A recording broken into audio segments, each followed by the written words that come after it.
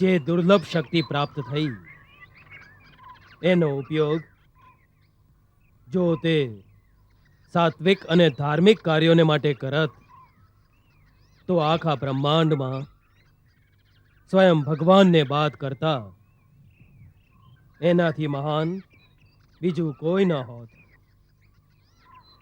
સારો જીવ વિજય અને સફળતા પામીને ઝૂકી જાય છે, પરંતુ નીચ પ્રાણી સફળતાના મદમાં પાગલ થઈ જાય છે. હિરણ્યકશ્યપ સ્વયં બ્રહ્માજીનો પૌત્ર હોવા છતાંય પોતાના નીચ સંસ્કારોને કારણે ઇન્દ્રિયોના વિષયમાં રત હતો. એટલે જ આટલી ઘોર તપસ્યા કરીને જ્યારે વરદાન માંગવાનો સમય આવ્યો તો એણે કેવળ ભોગ વિલાસ જ માંગ્યો.